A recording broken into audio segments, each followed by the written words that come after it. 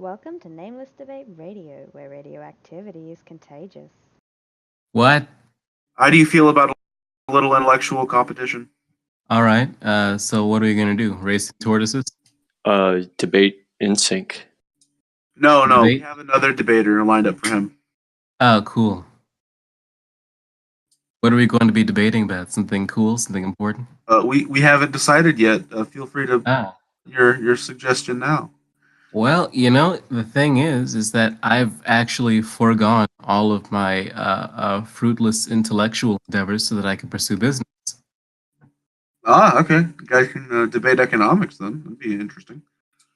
Not necessarily. No, economics was my first love. However, I've not accrued very much information on it beyond what I already know. Yeah. No, let's say I know about as much as any other novice. I know I like the free market. I know that libertarian ideas are generally nice, and I know some statistics to back that up. That's about it. We appear to share a position. Yeah, I mean, of course, I don't. I would much rather prefer to. That's why I like ideas and the proofs that we use to support those ideas. Really about what someone as an individual is capable of grasping, rather than what we project, and then I don't know. It's the same thing, I suppose. So then, if not economics, what's our subject for tonight? I don't know. You know what? Let's say what will be really fun is if I could defend the Bible. That would be nice. Okay, that'd be a good one. Can I get a challenger for that? I know a guy who's he's a knighted Catholic. Oh, that's interesting. There's not a whole lot of those. Yeah, no. He's also gay and is married 2 traps. There's even less of those. Yeah, a gay knighted Catholic who is in the military. That is quite the small category. Yeah, I love the guy. I call him Daddy, only because he's married, so I'm allowed to do that. Until he's not married, and I'll call him Papi. I see. If you can't find another challenger, I'll take it up. Well, we have to find the challenge first. Of course, I'm happy to be made a fool of. I don't think there's anything particularly shameful about that.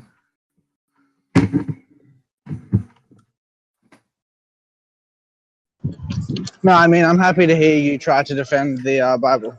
Oh, wonderful.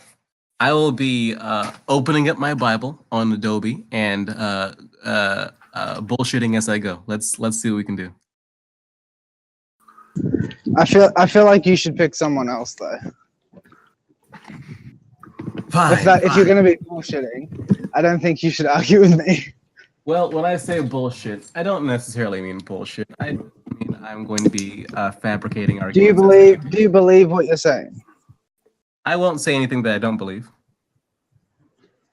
You won't say anything as in, like, you're not going to say anything that you don't believe could be true, or you're not going to say anything that you don't believe is the case? I'm not going to say that I don't believe. If I believe, well, let's say, all my statements... That was fast. All of my statements will be said as they are. So if I believe that something can be true, I'll present it as such. And if I believe something is affirmatively true, then I'll present it as such. Okay, so you'll articulate the way that you're like presenting it. Yes. Okay. All right. So the Bible says that God exists. Is that like how do you justify that exactly? Well, I don't really believe that the justification of something that has to be justified. Let's say one of the issues that I have with people who believe that, and let's say, my style of debate is, or not even debate, my style of discussion is rant-like. So if this annoys you, then I'll stop immediately. However, let's say, have any of you ever made the statement or ever met somebody who said they like dogs more than people? They think that they're upset that so many dogs are dying, so many cats are dying. I've heard people say similar things, yeah. Yeah, I've met people who said they wanted to be doctors, and I ask them about real doctors, and they go, "Wait, what?" Because they never even considered that. So anyway, the reason I say that is because there's a strange disconnect between the materialistic way people think about things, to where if you look at a dog and a human, physically there is no real difference between organic creatures besides the functions whereby we use to live most efficiently. And so there, if you completely ignore any spiritual aspect, there I mean, is do no you know about contradiction. There is no contradiction between putting your dog's life over your neighbor's. do you know what DNA is? I do know what DNA is. So then there are differences between the life forms. We agree. Well, no, yes, I didn't say there were no differences between the life forms. I said the differences between the life forms I said there is no difference between organic life forms that besides that which helps us live most efficiently, which would be the rough draft of all Darwinian or not evolutionary biology theory, however you're supposed to say it. The theory of evolutionary biology, how do you say that? Anyway, continuing on to my main point, is there is no moral contradiction that a human's life is worth any more than any other life. So just quickly though, I'd just like to note that this is the first instance, right? You're talking about a moral contradiction, but before you forgot the word moral, which is where my contention came from. Right? You're talking about, and I realized this as I was listening, right? You're talking about like the moral evaluation of the life. Okay. You didn't use the word moral when you initially put the proposition forward. I did not. Yeah, okay. So just saying that like you didn't quite clarify it in the way you said you were gonna, but I appreciate the effort. Continue. Well, I do apologize. I've been sick for quite a while. Okay. No, that's all good. I just wanted to clarify, because it's the sort of thing that people kind of forget about if you don't bring it up at the time. And I've got into too many conversations where I'll get like half an hour to 40 minutes in, and then I'll tell the person what they told me at the beginning, and they'll say, "I just didn't say that." And it's like, well, first of all, like I'm recording. Second of all, I happen to remember exactly. I wouldn't have objected otherwise. If we are recording, then let's get back to the main crux of the argument. Mm-hmm. And I'll say the reason, the way that I happened to cross God is because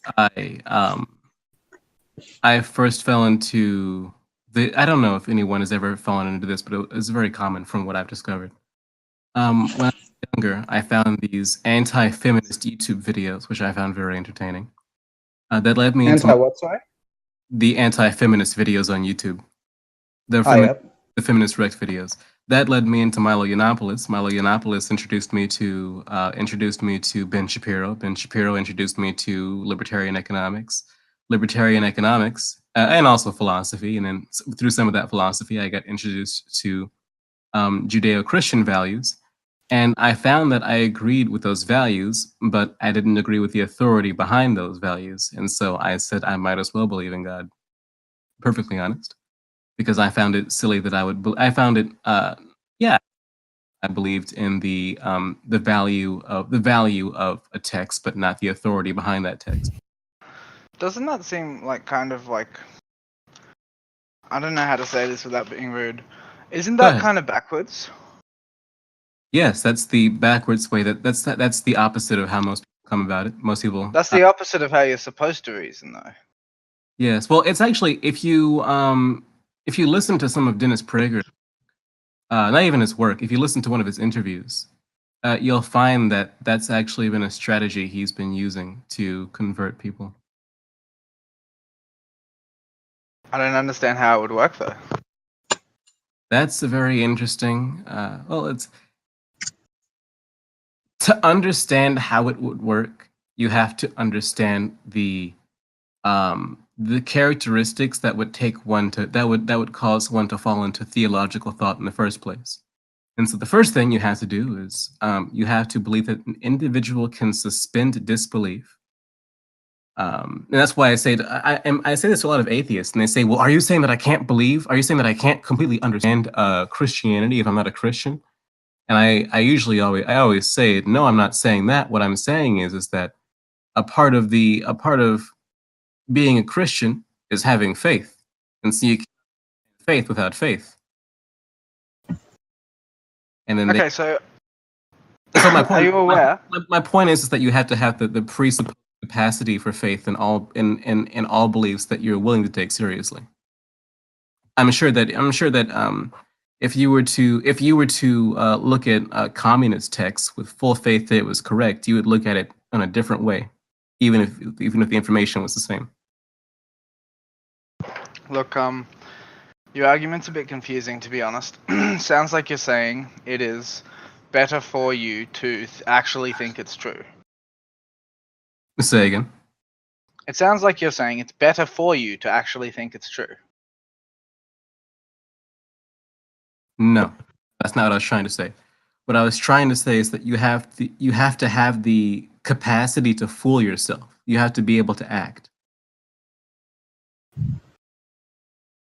What do you mean the capacity to fool yourself? Well, let's say, do you know actors? Do you know what actors do, right? How they engross themselves in whatever they're doing, but they for the most part know that they're not Johnny. They for the most part know that they're not, Jack Sparrow. I mean, probably, yeah. If you're trying to understand how a person, how a group of people, or how to interpret something, then the best way to interpret it is how it was written and interpreted. Not necessarily. Why do you say that? Well, because you don't know how it was intended to be interpreted. That's why. Any middle school student can tell you that when they are given a piece of text and told to decipher what the author intended by the characteristics they describe in the environment, that to some degree you're making it up. You're having a guess. You don't know. You can't know. That information is unavailable. You have to make inferences, and the inferences could well be completely wrong. That is true. However, that's dependent on the individual's capacity to decipher. No, but here's what I'm saying. I'm saying, because humans have been trying to decipher the Bible for years. It's not like we have a consensus, man. People very strongly disagree about the matter. I'll tell you that if you're speaking to people who are in respected theologic circles, the only things that they really disagree with are that of contentious and not contentious differences, which in the Bible, What, sorry? in the Bible are very important. I don't know what you said. You cut out. I said if you follow people who are respected in theological circles, you'll find that they only disagree on semantical differences, which I don't think you know what semantic differences are if you would say that. Let's say semantical in text and speech. No. What is a semantic difference? A semantic difference is let's see here. I've always used it as a meaning of. I've always used it as a way of speech or text that was different. No. The meaning was the same. No, you should look it up. Okay. Let's see here. The meaning of a word, a phrase, sentence, or text. All right. So, what does semantics refer to then? The branch of linguistics and logic concerning with meaning. There are numbers of branches and sub-branches of semantics, including formal. Okay, so let me put it to you this way. Like you said, people in theological circles only disagree on a semantic level. Yes, yes, but the thing is, that means that they're disagreeing about what the words mean. That is like a big disagreement. They don't agree about the ideas, man, because they think the words mean different things. That's what denominations are. Okay. So a semantic difference is actually quite significant because it results in completely different conclusions. If you take something which is meant as a metaphor, literally, you do not get the correct interpretation. In some sense, you can't. I don't mean to. Isn't that exactly what I said? No, but I'm saying, how do you know which are meant to be meant, like which are meant to be taken as metaphors? How do you know? How does anybody know? Let's say, assuming that the Bible is correct, if you behave onto Correct how? assuming Morally. assuming the Bible in some form of interpretation can be said to be is shown to be not is shown. Okay, wait. Can I please try to rephrase what you're saying? I prefer Are you saying? I prefer Are to you get it out saying? first. I think I know what you're going to go with it though. Are you saying is like was it an is or an if? It's to do with whether the Bible contains something that's true, something that, like you could even say something that directly describes truth, right?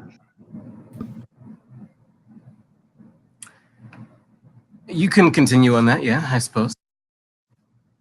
Yep. So I'm saying I do think that, but my question is, how do you tell what bits are like how do you tell what the truth is, right? Because it's the thing is, in my opinion, the Bible and all other religious texts are mythological texts and they contain in them truth.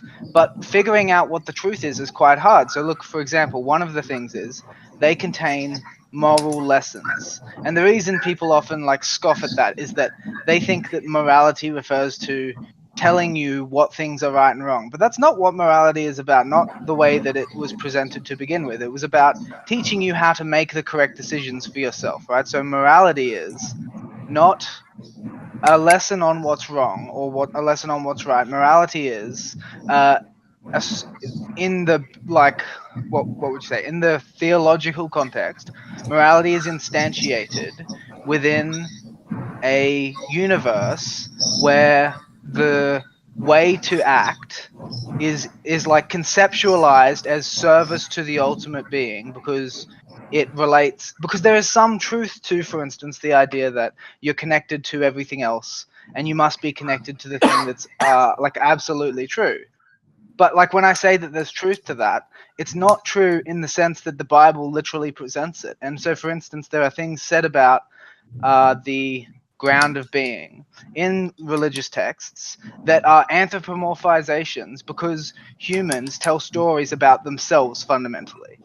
And like when we conceptualize quote unquote God, the amount of unnecessary baggage that we attach to it because we're human and we can't help but imagine him as if he was human is ridiculous. And so what I'm saying is, like, I believe that's a problem, but I know. How do you get around it? Well, you don't. You simply. So no, but here's the thing: is maybe you can. No, I'm saying you don't you don't deal with it. You just No, but maybe you can actually solve it. I prefer. It's already been solved. I prefer. It hasn't been solved. Okay, then what was Aristotle's idea of God? How did Aristotle envision God? You're talking about the first, the formal cause. Yes.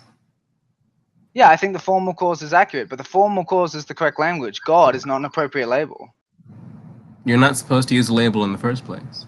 No, I don't accept that. According to the Bible, you're not supposed to. Yeah, I think that's wrong. Well, the reason it says that is because if you continue to speak. No, I understand, but the thing is, maybe we can speak of it. Huh. Maybe it's not God. Maybe we can speak of it. Maybe it has a better name, and maybe you and I could have a productive discussion about it where we both know what we're talking about, even though we have no way to touch it or perceive it. Okay. Do you think we can reason about abstract objects? I don't believe that. No, I don't. Well, you don't think we can reason about abstract objects? I don't. God isn't an abstract object. Says who? That's your subjective opinion, though. No, right? according to the. I understand, but let's just take a step back and think about this, right? You're saying God can't listen. You're saying God can't be evaluated, right? I would have appreciated being able to have completed that sentence. Okay, I'm sorry. Are you or are you not saying God can't be evaluated? Yes. You are? Okay. So isn't that an evaluation of God? No. How so? You just made a statement about him, which you're telling me is true. If it's true, you must have got to the conclusion somehow. Yes. Yeah, so the getting to the conclusion is called an evaluation of the thing that you conclude about. I was given that conclusion because I read the book. No, but like you evaluated the words in the book to come to the conclusion. Yes, because I was given the capacity to. So I was I given the don't. capacity to understand it as it was meant to be understood. No, but the point that I'm making to you is that you did come to a conclusion about it, right? So are you saying that because I recognize something is beyond recognition, I'd had to have imposed my own standards? No. I'm saying recognizing something being beyond recognition is a contradictory proposition, and obviously, listen to the words. Okay, I'll say it slowly. Recognizing the unrecognizable, yeah, that cannot be done. How so? Because if it is what you say it is, then the statement cannot be said. That's And I just said it. That's only if you're saying recognizing a physical object, or you recognizing a physical. No, I'm saying any proposition about it is recognition that it is there. All right. Let me give you a question. It is. I'm telling you, that's a fact. What happens when an immovable object is an unstoppable? You can't relate those two things conceptually. No, I'm not trying to relate those two things. You're saying what happens when, and then you put them in the same sentence. Yes or no? No. Continue, please. Okay. I'm sorry. No, I'm sorry. Continue yourself. I would like for you to answer the question. No, but I didn't hear the question. You said what happens when an immovable object something? It's a very old question. You should know it. Yeah, can you just tell me it, please? What happens when an immovable object meets an unstoppable force? Do you know what the word meets refers to? What happens? So I was wait a minute. I was dead on actually with what I said. I don't know why you said no. What does the word meets refer to? Do you enlighten me? If I meet you, what happens? What are we doing? What's meeting mean? You are in my presence. I've acknowledged you.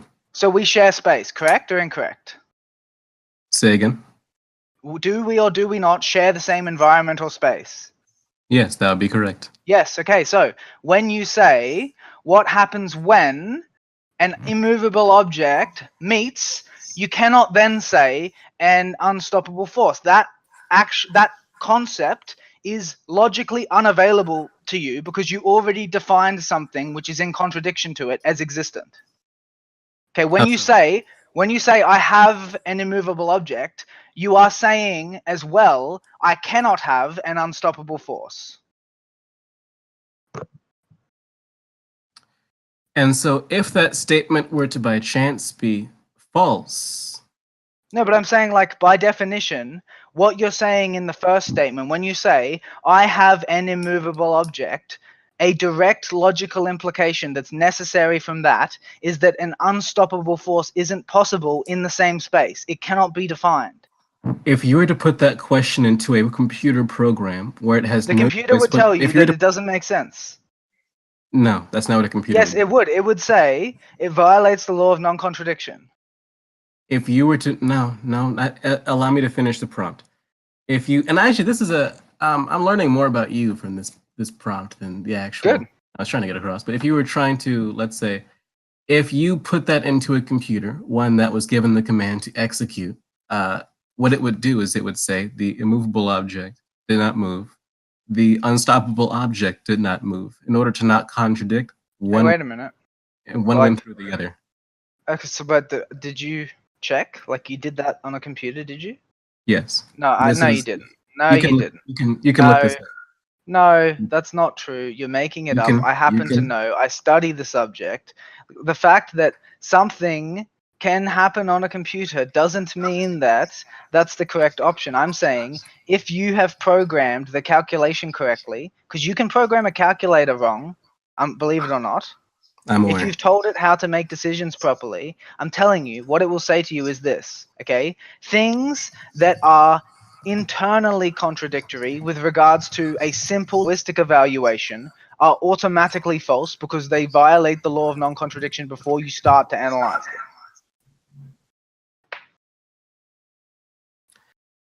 If I say, for instance, okay, an infinite finitude, that cannot exist. It doesn't make sense. Literally, it does not make sense.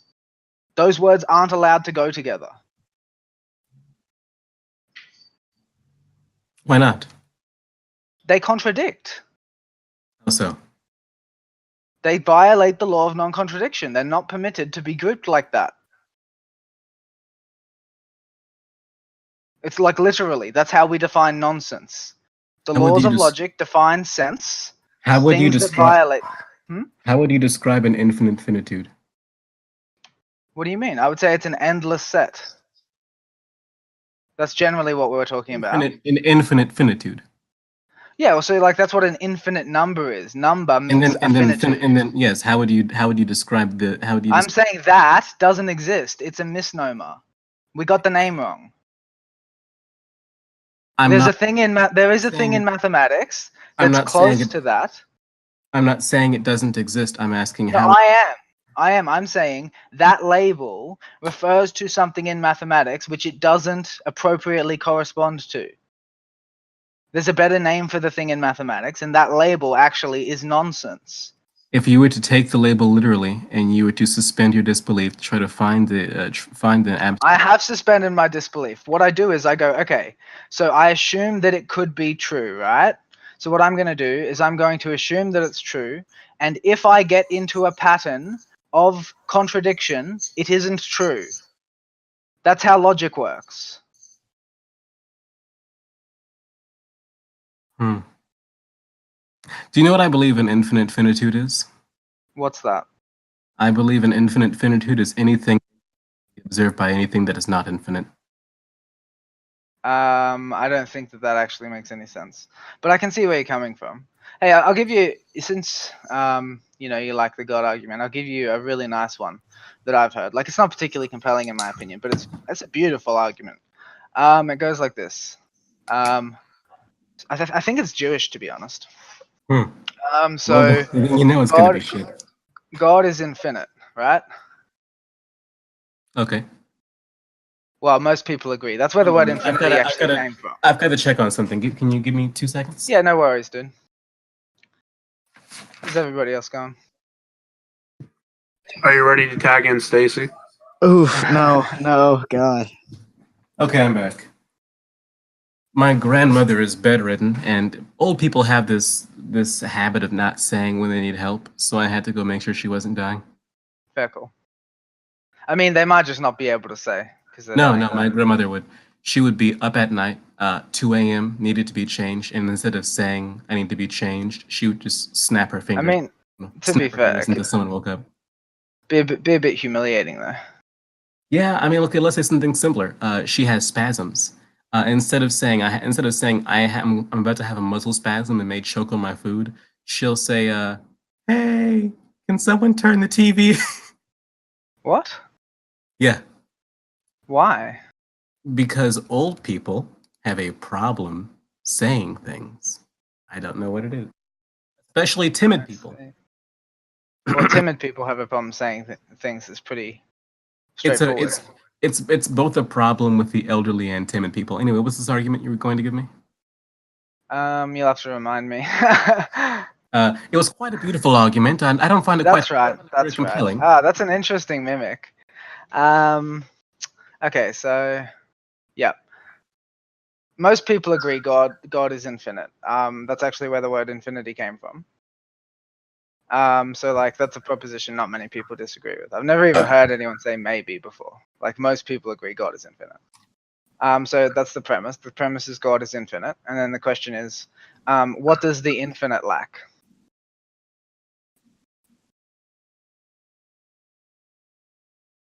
Do you know what the answer is?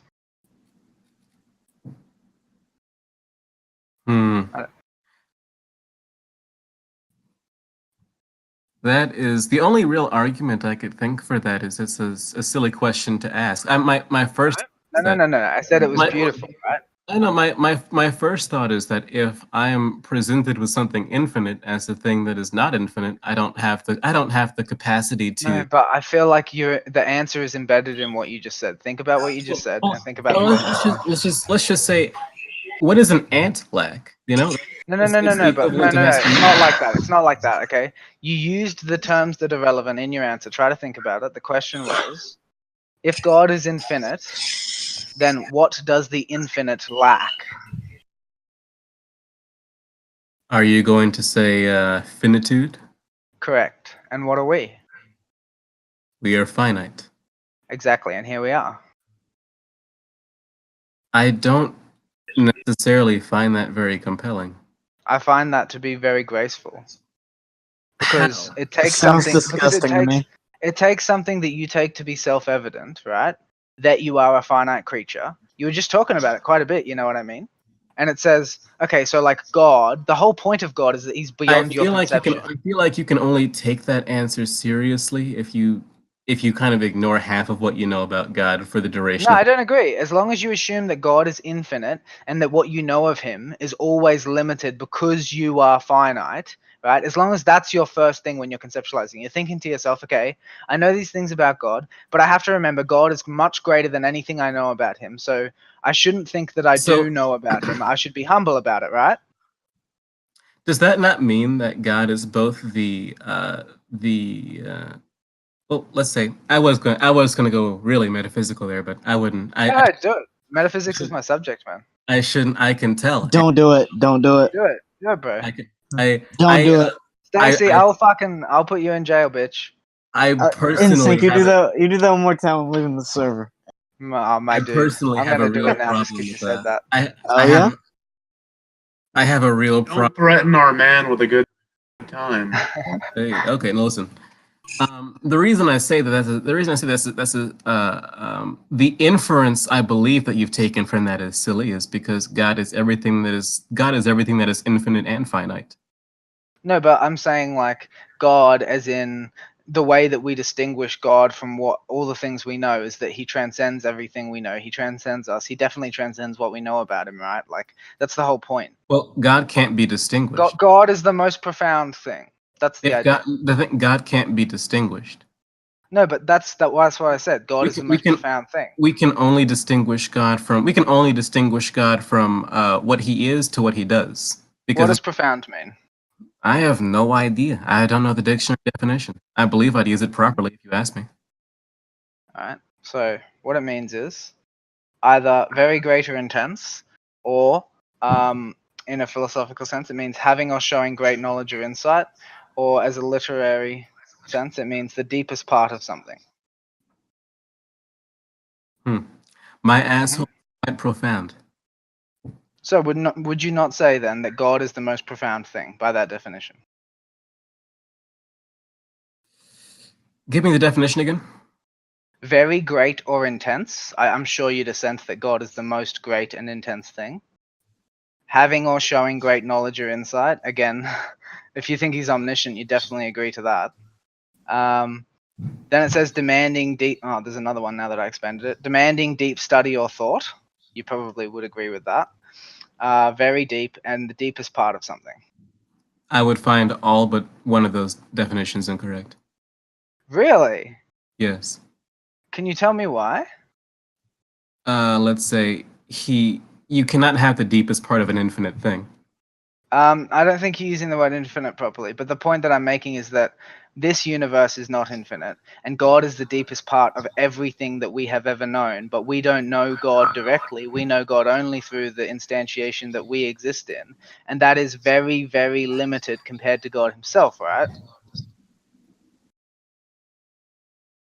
Like, to suppose that God is limited to our universe is very hubristic, I would think.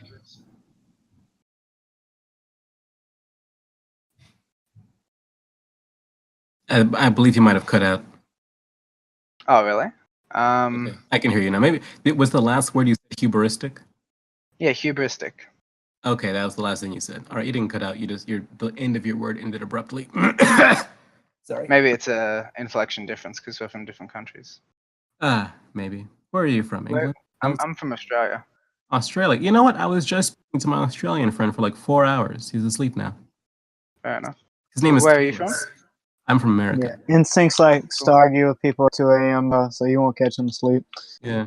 He said that he said, oh, I'm pretty close to town. So I asked him, how close is that? And he says 2 hours. And I was like, what the fuck? I live in like one of the capital cities. He says being 20 minutes from town is too close. No way, dude. That's ridiculous. Yeah, I think that Sounds like a country boy. Does he have good internet? Probably not, he didn't used to. His internet's even worse now. dude. I got NBN.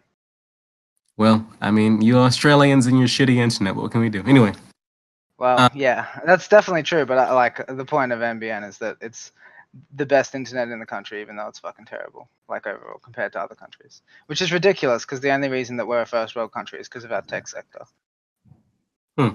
and because you have a bunch of Asians and New Zealanders going to your country for no reason. How are the New Zealanders adding a lot of value? Internet here in the U.S. is He also didn't pretty ask about the garbage. Asians, but the New Zealanders. Internet in the U.S. Internet in Dude, Asians are a very competitive culture, man. yeah, no, Internet in Asians the come- rural Asians U.S. come is over and they fucking shit on Aussies who don't really care that much about school. yeah. Internet in the rural U.S. is awful, which is kind of ironic considering we invented the concept. Yeah, we know another interesting thing that U.S. invented was the telephone line. We actually, the telephone line was invented by I believe it was either invented or bought by the military or by the U.S. government. They kept 20 Do years. you mean the telegraph? No, not telegram. The actual what? No, The what- telephone. Alexander Graham Bell. No. The telephone. The telephone had been made before this, but the actual. Telegraphs came before telephones, though, right? No, I didn't say telephone. I said I said the telephone line. Or well, maybe I don't know. I don't know specifically what. I know it was it wasn't the phone, but it was the invention before the phone. Can I just ask what's the central point and like argument that each of you have made? Because I'm like so fucking lost. That'd be the telegraph.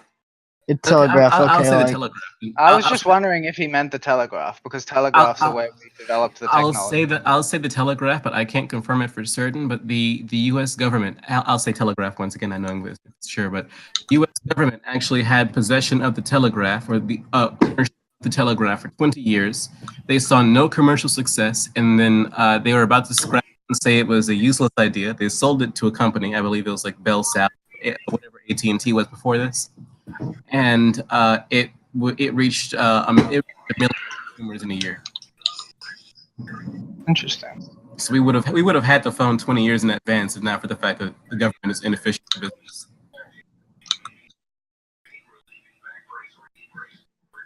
Is taxation theft? I mean, by definition, but the standards are different. I don't really. It meets the criteria of theft, but I don't know if it's in the spirit of theft.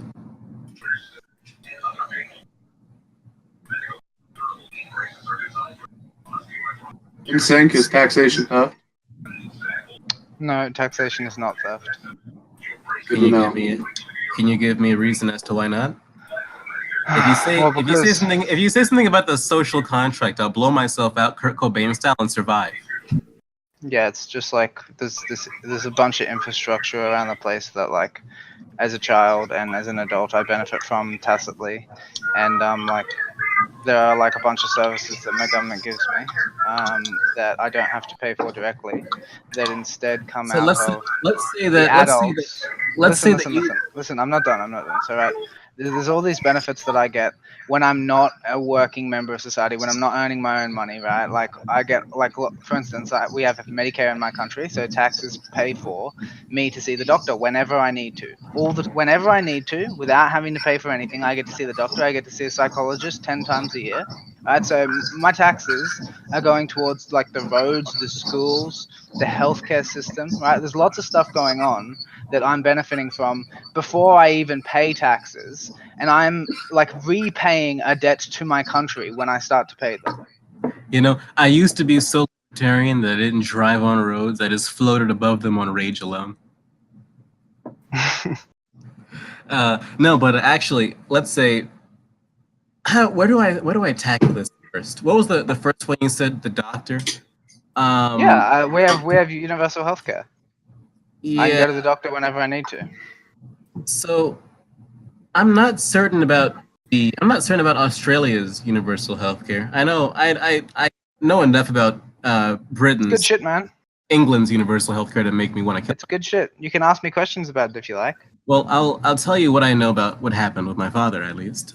So my mother's friend. My mother had a friend from Switzerland. She married a guy from England, and he had cancer. He'd gone to the doctor every year, but they didn't tell him he had cancer until it was terminal. The same thing happened to my father. And then later on, after he died, I spoke to a radiologist and I told them his symptoms after he came back from radiation therapy. And the radiologist goes, "Oh, that's strange. The radiation therapy he's supposed to undergo is supposed to numb the pain, not exacerbate it." And I go, "Oh, that's very interesting."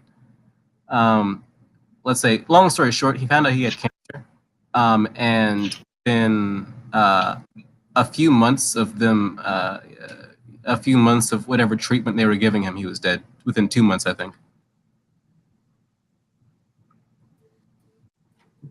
And then obviously I said before, my mother's associate said the same thing happened to her husband. I don't believe it's a matter of coincidence that the habits shown by the healthcare system in England veered towards eugenics. That is such a strange thing to hear you say. Euthanasia. Like, come on, let's attack it from a different angle, because we are not going to agree about that. Well, okay. Well, what about if I say the 2 children who were put to death because they didn't want to allow them to leave the country? I don't know exactly what you're talking about. Well, there's probably a purposeful reason you haven't been informed. That's so ridiculous to me. Really? Yeah, I'm not a very conspiratorial thinker, my dude. Well, it's not a conspiratorial thing at all. It is. You're saying there is an agenda that involves why I haven't received that information. That's as conspiratorial as you can get. Have you received the information? I haven't looked for it. I don't inform myself about the happenings in the world. I never had to look for it. Anyway. That's not the point. It's not the fault of other people that I haven't informed myself about the happenings of the world. It's like if I say, for instance, something's reported on all over the world. Let's say there's a huge mass shooting, bigger than any before in the United States, right? And everybody knows about it. And you ask me if I know about it, and I say no, and then you go, there must be a reason that the information hasn't been given to you. It's like, I feel like you're jumping to a conclusion very quickly. Well, I mean, let's say Canada has adjusting for population, more mass shootings than America does. However, that's not reported. I don't understand what the relevance of that is. The relevance is because there's always going to be, no matter what country you're speaking about, an intentional campaign to deafen, let's say, ugly. How old are you, man? I'm almost 19. It just sounds a bit paranoid. I definitely agree that when countries go wrong, that happens. But most first world countries are very free, and the amount of propaganda is relatively limited, honestly. There has been no such thing as a first world country that hasn't released a substantial. In sync, are we saying that only a little poison is acceptable? Yeah, dude. Hasn't what? There is no such thing as a first world country that doesn't release propaganda every year. I'd never said that there was. I said that the first world countries seem to do a better job of not posting propaganda. If I were to present you with every bit of propaganda, let's say, you probably would say, "Oh, that seems," because that would be something that important. Dude, I guarantee you that authoritarian regimes will they will take the cake for the amount of propaganda total. I don't believe that's incorrect. What I do believe is that an authoritarian regime has to release propaganda before it has the authority to be authoritarian. I don't care. The point that I'm making is that propaganda is something that arises from people having shallow opinions about subjects about which they're not properly informed. You're never going to get around that. People are going to... No, listen. For instance, when... You know Jordan Peterson, right? I'm aware of him. Yeah. When women interview him online, right, the way that they interview him is propagandistic. They try to portray him a certain way, right? Do you agree with that? I have never seen any online. I don't. You haven't? You should look it up. It's pretty crazy, man. I've specifically chosen to stop following him. It's extremely dishonest stuff. I watched all of his series when they first came out, besides the Bible series, because I was intent on reading that myself. And then I saw his demeanor change, and I was like, well, he's no. His demeanor changed to what? I don't know. His behavior changed, and I didn't like it. Is what, sorry? His behavior changed. He was coming close to contradicting himself, so I stopped following him. Could you explain? Hey Stacy, turn off your mic. No, not really. I just noticed some. I noticed surely- something change. I noticed something Can you change. tell and I me said, what you noticed? I can't tell you in particular. Why can't you tell me? I intentionally didn't delve into it. So you basically didn't look too closely. No, well, let's say. Because I feel like that's a consequence of what I'm talking about. You're like, I didn't really look into it, but I saw his demeanor change. Well, if you didn't look into it, you're probably getting your information from second or third sources, correct? No, or I incorrect? didn't get. No, I So didn't. then what did you observe? I observed his style of speech change, his body language. To what? Could you give me an example? I cannot tell From you. what to what? I LOL. don't understand. I just don't understand. Like, I hold the position personally that if you claim to know something or you claim to have information which supports your conclusion, you should be able to explain it to me. You should be able to explain it to other people. If you can't, that is a logical conclusion. However, yeah, and if you can't, maybe you don't know it. Right? Like, that's possible. can you decipher the? Let's say, can you describe specifically how your face changed from your developmental stage to adulthood? How what, sorry? Can you describe how your face changed from childhood to adulthood? If I studied what do you call it? Anatomy and physiology, I could, absolutely. My girlfriend probably could. She's a registered nurse. Can you tell me how your girlfriend's body language changes before, during, and after? It doesn't really. Like, she's why would there is no prompt for her body language to change because she's relaxed normally when we're together, and so she wouldn't suddenly have a reaction to the thing. So you're saying that you notice absolutely no change? I'm saying that there's no change when she explains something to me between her body language when she's not explaining something to me. No. I was asking. You notice no body language when she is anticipating coitus. What? How has that got anything to do with it? Do you or do? No, of course, I notice body language then. Can you What describe are you the body? talking Can you about? describe the body language to me? Yeah, for sure. Like, for instance, she starts to touch her hair a bit more. She starts to touch her hair a bit more. Like, she will sit with like a what would you call it? Like, she'll sit in a way that makes her body reflect the idea that she's open, right? When people are closed off to things, they tend to sit, for instance, with their arms and legs closed, crossed. They have certain facial expressions. When someone's interested in having sex with you, they generally make a lot more eye contact. Often they say something, like there's lots of stuff. Okay. Why do you think you're able to decipher that much information? Because I pay attention. So you're saying that you're saying that if you were watching this, or let's say if you'd only seen your girlfriend whore herself once out online, you'd be able to decipher this information very easily. What? If you were to have observed this online once, you would have been able. I'd definitely be, yeah, like most of the things that I just said to you are like universal signals of sexual interest.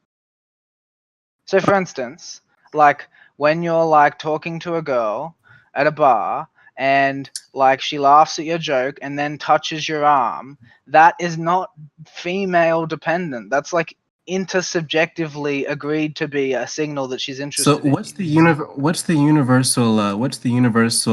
signifier of someone's demeanor changing? What do you mean? There is no universal signifier of it. They have a way that they are acting, speaking, sitting, stuff like that, right? That's their demeanor. If it changes, it has changed. I don't even understand your question.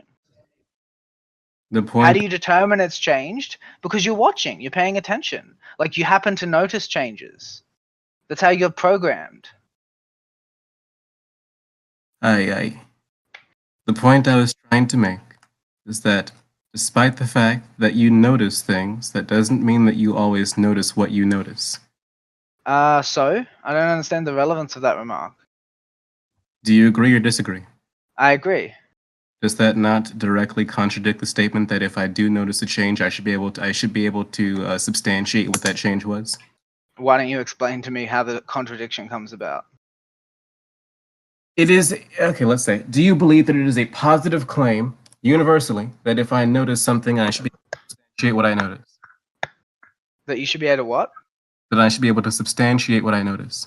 That's not what I said. I said it is my opinion, and I actually said this very clearly. It's my opinion that if you're telling me that you know something or that you understand something, I'm allowed to, it's my standard, I'm allowed to require of you that you can explain it to me. And if you can't, inside my head, I will, because it's my right to do so, make the following determination about you. If you can't explain to me what you know or how you know it, I don't think you know at all. I think you're probably confused because people are confused all the time. And a hallmark of understanding something, all educators agree about this, is being able to explain it to someone else in simple terms. I agree with most of that. I don't agree with I don't agree with how hard you pressed me. What's my opinion? I think it matters. You can disagree. It came off as a bit aggressive. Yep, I probably do come off that way sometimes. Well, not that. Let's say when we're coming off as aggressive when there is information I'm withholding, that's totally fine. However, it seemed like you were getting upset because I told you there is no information I can give you. I'm not withholding information, and you demanded said information. No, how did that happen? Sorry. I told you. I know. And well, after I finish this and you retort, we can go to the next thing. I don't really see much point in this. Well, I'm not sure what you mean. I told you I noticed a change in his demeanor. You asked, what was it? I said, I don't know. I noticed a change in his demeanor. Yes, I'm saying there is no point the conversation could go after that. Okay, let me put it to you this way, all right? When you say, I noticed a change in your demeanor, or his demeanor, what you're saying is, right, that you, something grabbed your attention and that you didn't figure out what it was. But I'm saying that information is probably hidden in your memory of the attention grabbing. Maybe if you looked, you could find it. People often can. There's lots of information hidden in our memories that we haven't yet uncovered because our interpretation is blocking it.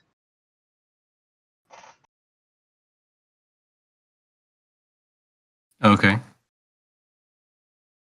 So I am annoyed that you're not looking at it because you're saying you already understand it. That's irritating. I never said I understood it. No, but you are implying you do because you're saying. I explicitly stated that I decided not to do it. No, but that's what I'm saying. I'm saying give it another go. Maybe it can be done. Do you not believe it is my right to not do so? Of course, but I'm just saying I don't understand why you wouldn't keep trying. It's fruitless. I don't agree. You might be wrong. I can gain something from anything that I do, so long as I don't partake in anything that is self-destructive. You don't know that it's self-destructive. You could be wrong about it. Yes or no? I never said it. I never said it was self-destructive. But you're implying it is very directly. I never implied it was self-destructive either. Why are you saying it then? Well, where did self-destructiveness come up if you didn't imply that the thing that we're talking about is self-destructive? Because that is the limit whereby something ceases to be useful. But you're saying that you don't find this useful. No. You said... Yeah, so then you're saying it's self-destructive. No, not at all. Well, then how does it qualify for not useful? You know, there's always a third option, and people always go to... No, there's not. Actually, there's a specific logical law against that. It's called the law of excluded middle. There's not always a third option. If you phrase the question properly, there are only two options. Either the statement is true or the statement is false. However, I never phrased the question. You phrased it. Yeah, but no, but what I'm saying is that you're saying there's a third option. I'm saying there's not. What's the third option? The third option is the thing I'm about to say now. You misinterpreted my statement. So tell me how.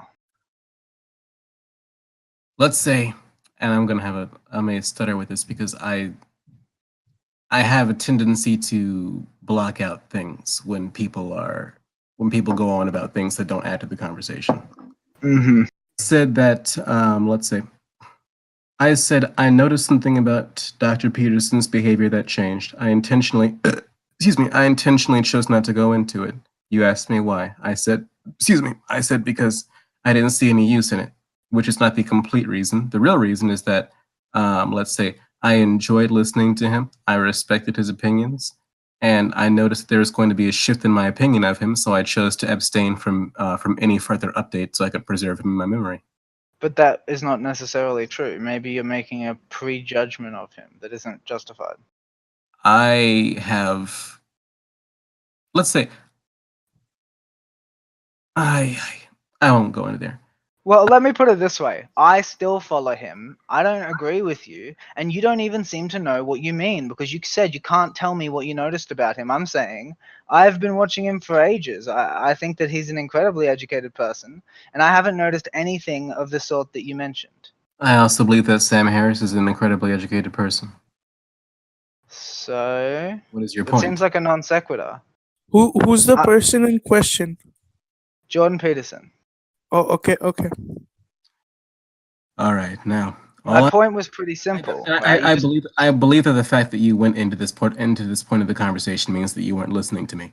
No, you asked what's my point. My point was pretty simple. My point was, right, you're saying you noticed that your opinion would change. Now, that is actually a prophecy, really. You don't know that. You predicted it was true. You don't know. You can't check it because you stopped watching, right? Like, you don't know if your opinion was going to change. You made a prediction. You acted on your prediction, and the prediction could have been wrong. That's a fact. Okay. Yeah, so I'm saying I didn't make your decision. I didn't stop watching him, and I don't know what you're referring to. So then I say, since I know what the subject we're talking about is, I watch his videos and stuff. I listen to his lectures, right? I'm asking you, what exactly was it that you noticed? Maybe I can give you some insight on it, and you tell me you don't even know what it is that you noticed. Of course, I'm going to regard your opinion as less significant if you can't even explain it. Okay, well, I'll tell you the little that happened before my decision. And I'll preface this by saying I've watched at least 200 hours of Jordan Peterson. Like I said before, I've watched the entirety of all the series. I've watched every video on his channel. Well, I mean, that's like literally impossible, but I would believe you watched at least one lecture series, yeah. I watched all of his lecture series. The biblical series. You can't have watched all of them because he's still making them. Shh, you can use some common sense here. If I stopped watching him, but I watched several hours of him, does that mean that I would have to have stopped at some point? Didn't you say you watched all of it? All of his lecture series? Okay, fine. I understand. It's like, can I say one thing here? Because I've noticed it. I'm just confused. Like, it's hundreds of hours. That's why I was confused. Can I say one thing here? Let's say there's something called the law and the spirit of the law. You outlaw child pornography to protect children. If a 14-year-old child sends a nude picture to a 14-year-old child, typically speaking, you wouldn't let's say you wouldn't arrest either child because you'd be endangering them more than they're endangering themselves. Let's make the example more realistic. That happens. Stop. That happens, and then the photo remains on the device for 2 years until both children are over 16, which is over the age of consent in my country, and so then one of them has underage porn on their phone. By definition, it is underage porn, and they are not underage. What do you say then? You think they should go to jail? Interesting, right? Because you said the exact opposite just before. What's the difference between keeping it on your device? I'm not really... It's not like they elicited it when the person was of a different... Like, it wasn't like they got it when they had an underage barrier, right? I don't understand what you're trying to say. So I'm trying to ask your opinion on the situation. What is your opinion? Yeah, you just said they should go to jail, right? No, I didn't. Okay, what did you say? Sorry, I might have misheard you. You've been doing that a lot lately. I don't appreciate it. Okay, well, like your connection's a bit choppy. I'm not doing it on purpose. If my connection is choppy and you've been mishearing me, the last thing you should do is speak over me. Okay, well, I don't feel like that's the main thing I've been doing, but alright. This is all recorded, right? Yeah, of course. And it'll be going up on YouTube. All right. Well, if it's something that so pleases you, you can see how many times this happened. Okay. Anyway, the point I was trying to make is that we have laws to protect people. Well, let's say generally that law is to protect somebody. If you were to arrest a child for having that, you would not be living up to the spirit of the law. When I said that, Jesus Christ, what is it that I even said that you corrected? Do you remember? I mean, we were talking about the law of non-contradiction and contradictory propositions. That is way behind where I was at. That's where this whole conversation came from. We've been on a digression for like 25 minutes. Well, you see, I feel like this would be a lot nicer conversation if we were speaking in person. Oh, probably not. I'm pretty disagreeable. That's totally fine with me. There are a lot of things that you would not do if the threat of physical presence was there. That is not accurate. I'm very disagreeable. I don't think you couldn't threaten me into submission. I wouldn't threaten you into submission. So then there would be nothing about it. I'm telling you, I act exactly this way in person. Ask the people who know me. That's a problem. That's a problem in your opinion. It works out fine for me. I mean, the reason I say that's a problem is because I'm the exact same way. I had to start working out because I talk too much. I would get into fights with strangers just by being nice to them. Yeah, I mean, I managed to do it without getting bashed, so. I mean, let's say you can say it however you like. However, it's true. I do genuinely say too much. I went to one individual. I was speaking. He was sitting with my friend. I sat down, and we were speaking for a while. And I stopped him mid-sentence, and I said, "Stop." And he goes, "What?" And I say, "You are a two-faced bastard." He didn't say anything mean. I just saw it, and then he started laughing. And later that night, he admitted to me that he was a killer. And I was like, "Hey, see, I did see it." I think actually a killer. Yeah, he murdered a guy. I feel like you need to add context to that for it to make sense. Well, I was talking to him in private. I asked him about himself, and he admitted to me that he killed somebody.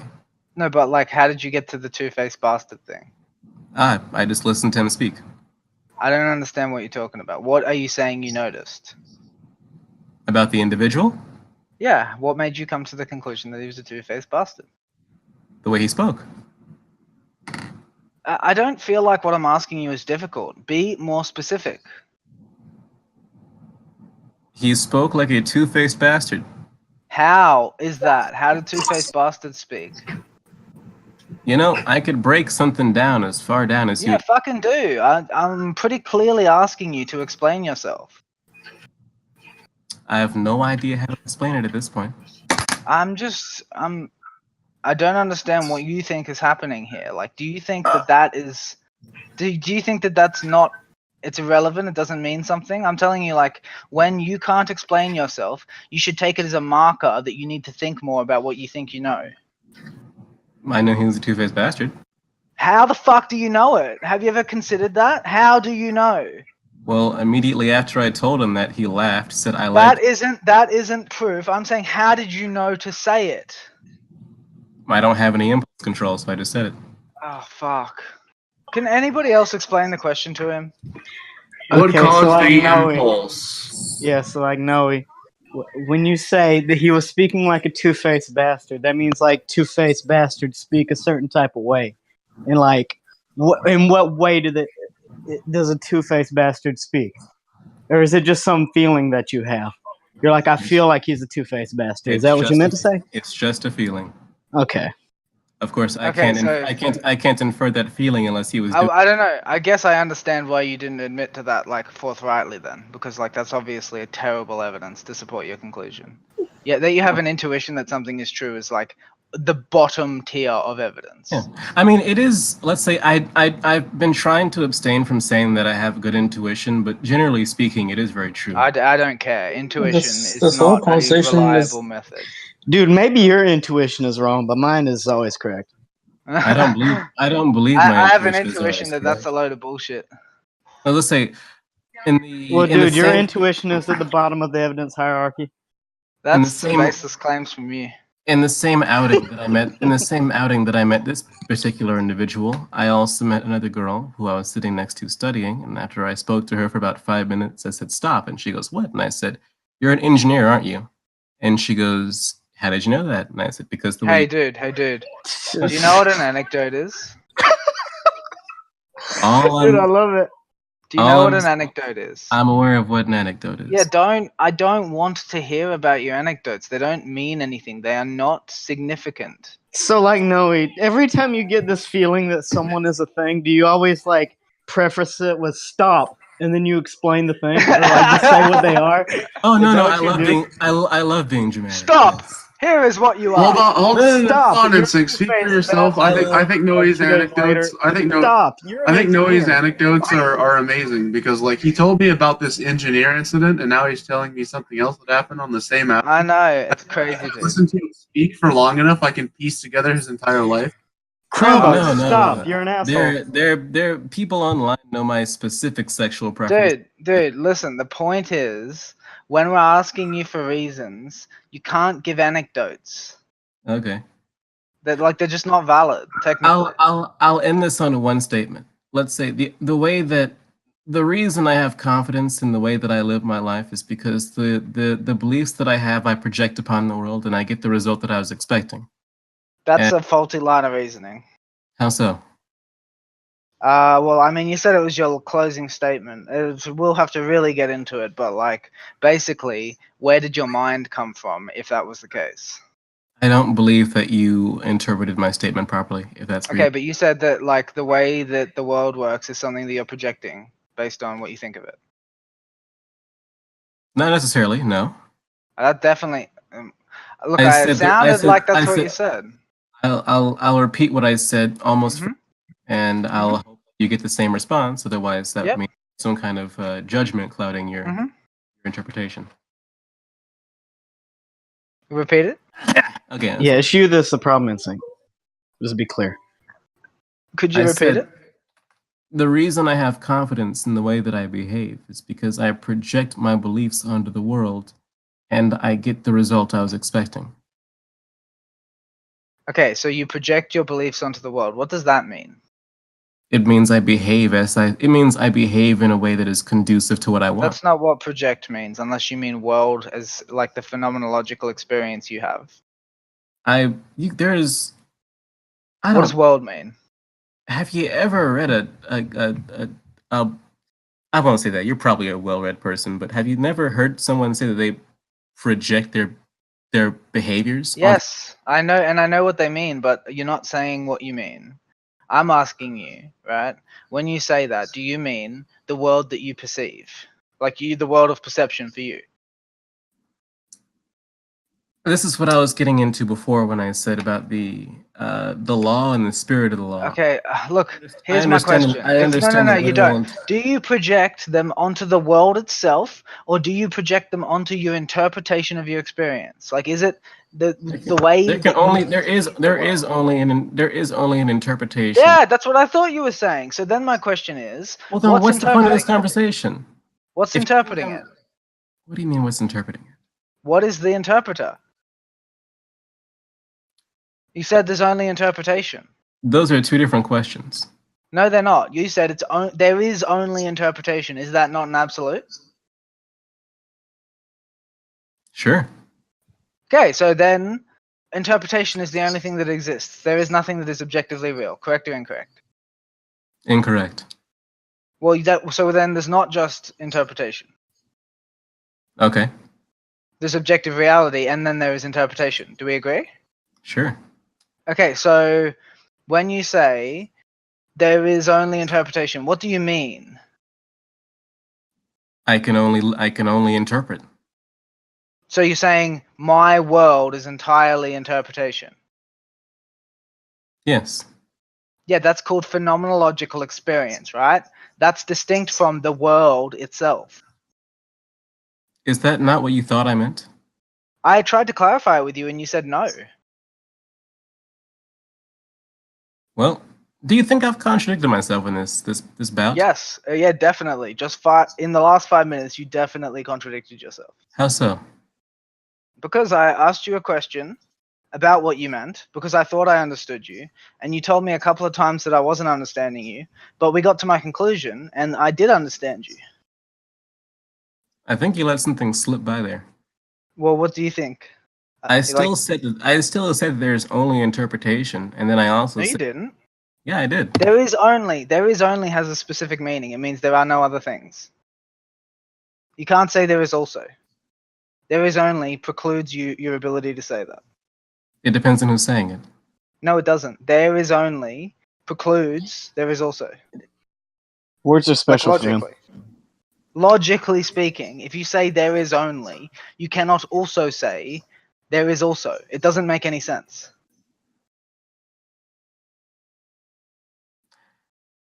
Aye. Okay. I'll change it then. Also, I'm not sure if it's me. I speak so much more colorfully than you want me to. No, I don't have a problem with the color. I have a problem with the unnecessary baggage that is supporting some of your color.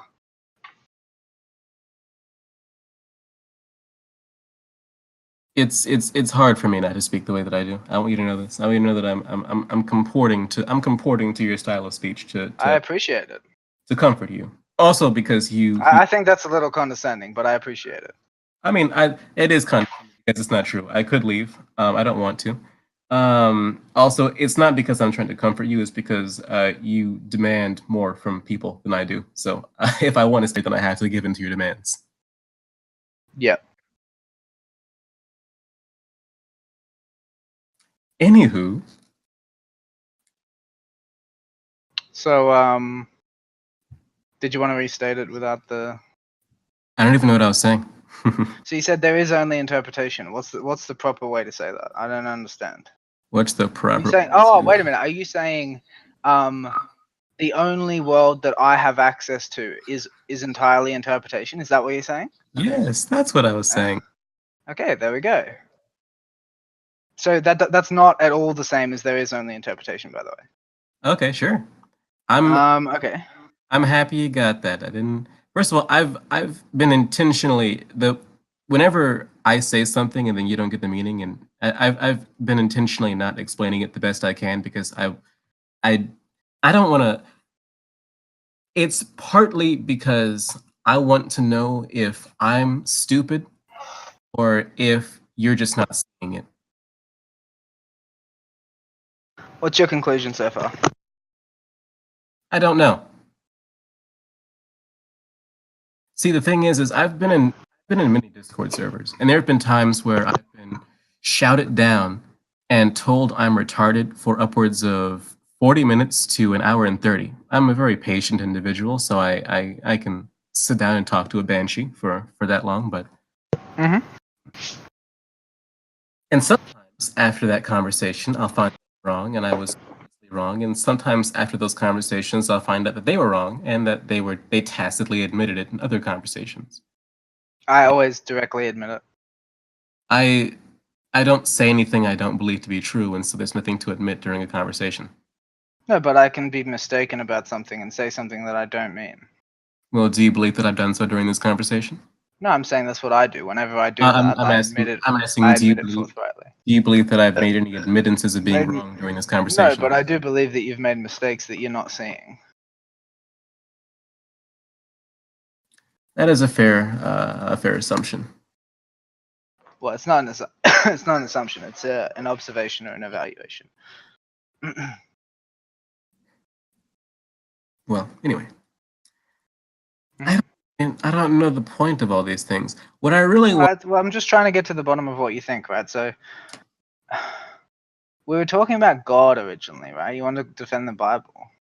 Not really, no. I was hoping that someone would say, I don't know the Bible, and I would say, I don't either, and then we could not do that. Interesting. I really just like hearing atheists argue against the Bible. I just like being spoken at in that regard.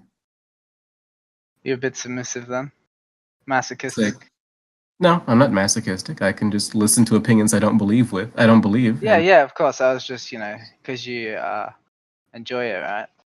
I don't enjoy it. You did it say gives- that though. I don't enjoy it. You did say that though. I like listening to opinions. I don't like. Yeah, no, I appreciate that, but I don't also, like. I don't like the fact that it has to come from these people. that's a good clarification. But you did say it. Okay. Also, I just want to say this, right? After I say I like the before I clarify it, at the point of contradiction, I don't know if it's a thing that you do specifically in debate, but I think that you know what I mean. You like. No, Let's say, I don't. I'm Really? autistic about the meanings of words. That's what makes me so good at this particular thing, is that I read and hear only exactly what the words you're using mean. So the things that you think, So I have see, to that's figure them out. the thing, is because there's a logical conclusion from the statement that I've said. No, I don't agree. I think No. that when there are words in your statement that are ambiguous, the fact that I'm confused demonstrates that to be the case. If they were not ambiguous, I couldn't get confused, right? And so when I ask you questions that clarify it, that's me working through the ambiguity that was inherent in the thing you said to begin with. I'll just take that. All right, I'll take that. Okay. And so, understanding that, and I know I'm a confusing individual. That's not just a thing that I do with you. No, it's okay. I don't have a style of speech or even understanding things that isn't strange to others. Like, for instance, the way that I came about believing in God, which is apparently how most people become atheists. How? Sorry. Economics, Economics is how. feminist videos, and economics. I don't think that is how. Yeah. No, I don't think so. I read the. Let's say I didn't you hear that or was that somewhere else? Anyway, I'll say it again. I watched those feminist wrecked videos. That's how you became atheist. How do you know that's how other people do? No, I said that's how I became Christian. Okay, yeah, no, but you said, but apparently that's how most people became atheist. Yes. How do you come to that conclusion? Whenever I speak to someone, they always say that they became atheist because they read let's say they read something contradictory, something else Okay. took that spot, or they came to the logical conclusion that it was not true. That doesn't sound like what you originally said. Sure, it doesn't. It isn't. I just don't understand why you said that. That's how they usually come to the conclusion of atheism. Because No, Instinct, you don't understand. He's intentionally doing this. But I mean, I just don't understand what he thinks I'm supposed to be following. Well, there is a main storyline here, but you're derailing it. What's the main storyline? Enlighten me. That's a very good question, and you're derailing it. How am I derailing it?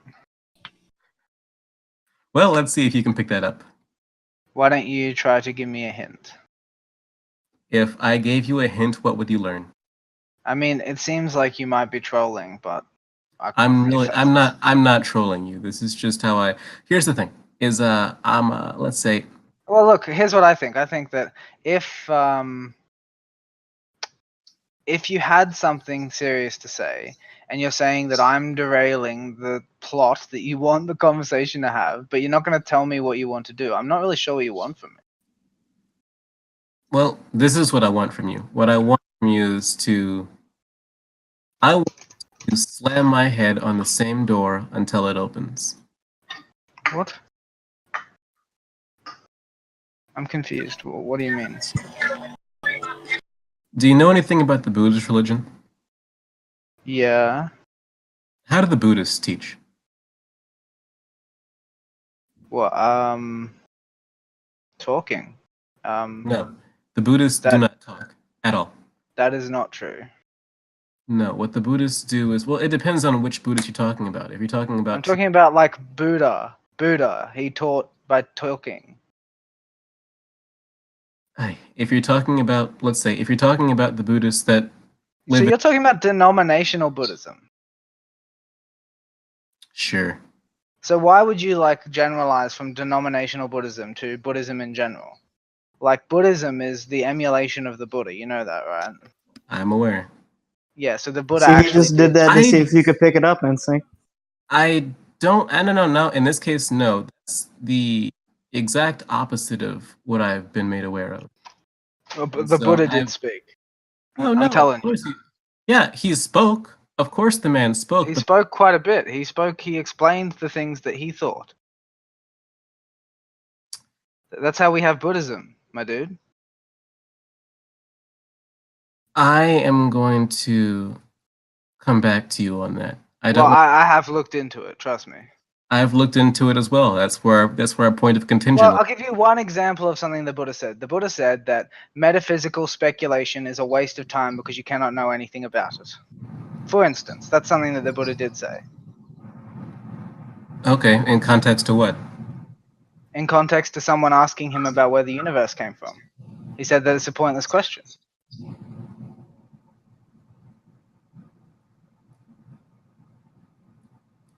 You know what? What? You know what? I really don't. Actually, you know what? I'm off of work for 2 weeks.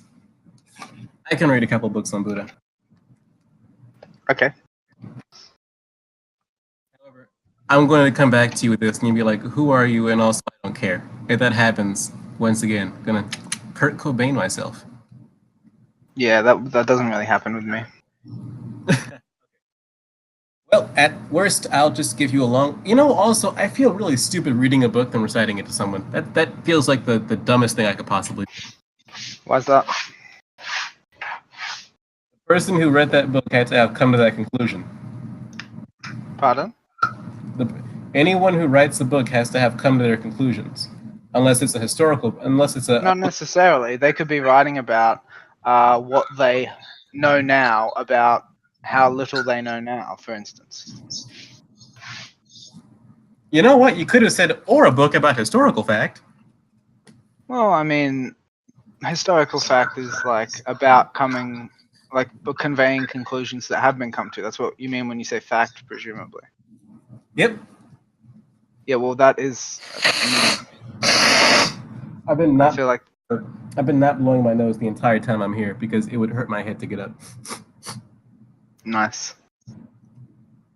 Okay.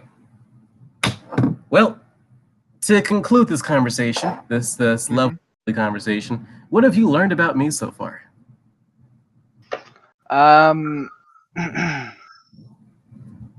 Roast him, Instinct.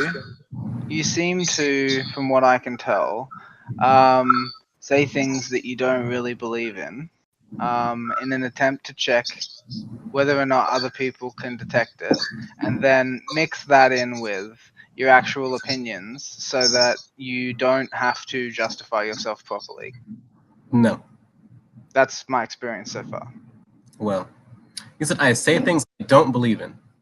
No, you said, yeah, I said you definitely say some things you don't believe in, for sure. I don't think I said anything I don't believe in. Okay, well... I've said things I said things that I believed in and then have improved. Okay, let me put it more precisely, sorry.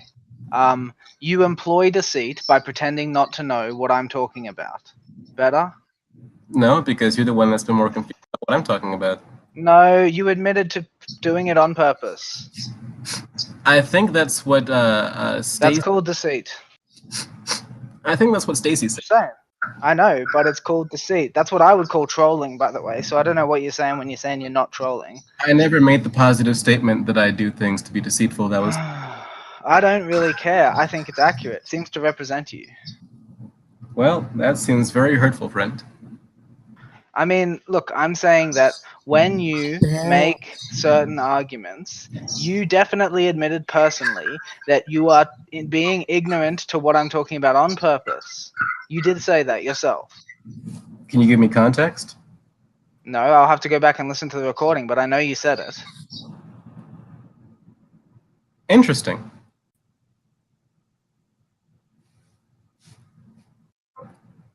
I think the context was like, you said, most of the time when I'm doing this, I'm like, I don't know what you said. It was either like being obstinate or ignorant or something on purpose, so that I don't think you actually got to a conclusion. I think you got cut off. But the inference that I made was so that you could see how I responded to it and whether or not I could tell you what you were doing wrong. No, that was when Stacy spoke for me. That wasn't my No, statement. no, no. I'm saying that's the conclusion I came to before Stacy said anything about it. Okay. Well, see, that's two people speaking for me now. Wonderful. Okay, so why don't you speak for yourself? I never really was going to rebut that, or not rebut it. I was Well, never. no, but I'm asking you to. You just said it was other people speaking for you. All right. for Well, yourself. let's see here. When I say things like this. I'll say something. I'll say that the reason I went on about the immovable object and unstoppable force was because if you're in conversation and something seems to be contradictory, I've always been able to find that there's a line of logic that leads it to not contradict itself. For instance, if the unstoppable force goes through if the unstoppable force goes through the immovable object, it would no longer neither of the constraints that both of these forces have been given would be contradicted. And so I don't really think that you're like being faithful to the intended semantic interpretation of force and object in that context. no, I'm not. But the thing is I'm holding the principal rule of these objects over the physical limitations of them. No, but I'm saying like you can't do that and still make sense because like the whole point is you're modeling physical things. That's your problem. No, I'm saying like when you say so. Let's put it this way: when you propose things, are you not proposing a possible thing? Here's one thing I've noticed about you, is when I asked you to tell what you think about me specifically because I know about me. Now, Of course. Now, when I told you that you were wrong, the first thing you said was no. What I meant to say was, as if you in the initial statement because it's because you asked me to formulate it on the spot and I didn't like get it right. Then what's wrong with saying okay, that's wrong, I'll readjust? What's wrong with doing that immediately? I thought that's what I did say. My apologies, mate. Well, the thing is the choice of words you use is for sure. But now you're bringing it up, and I clarified, and I feel like continuing to go on about it is a waste of time. Hello. So continue.